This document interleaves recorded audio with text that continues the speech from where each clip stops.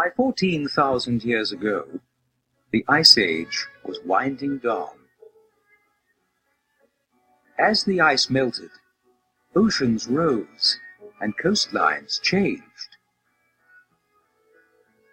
Some environmental barriers between populations vanished, while elsewhere new ones appeared. Temperatures and rainfall increased dramatically, and some areas became so rich in plants and animals that people no longer had to travel in search of food.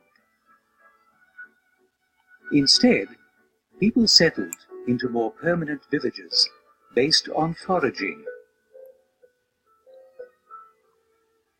By planting the seeds from wild grains near their homes, they could supplement their food supplies and stay in the same spot year-round.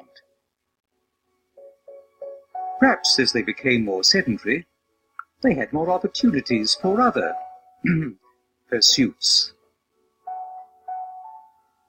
In any case, populations grew, and pretty soon, growing families in these villages became less suited to the nomadic lifestyle.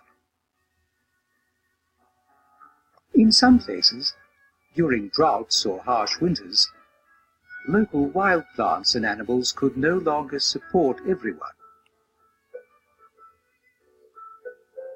Independently and all over the world, people began making the same discovery, which would change human societies and the natural environment forever. They developed agriculture.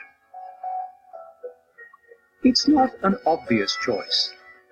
Hunter-gatherers can provide food for their families by working only a few days a week. Farming, on the other hand, is hard work and a full-time job. But farming provided more food to feed larger populations consistently. Villagers began relying more and more on their gardens.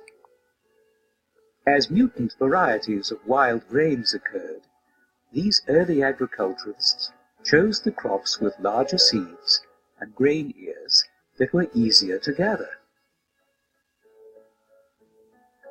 People also domesticated docile local animals.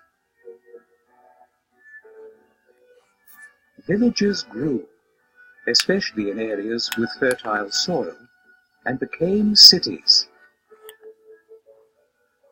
And settled people became more detached from the natural world.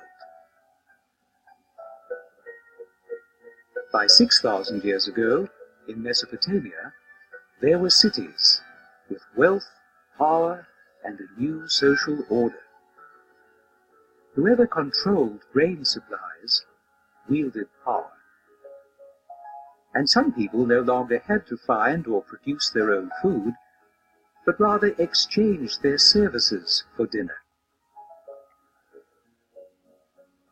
Agricultural societies soon became the dominant way of life for people throughout the world.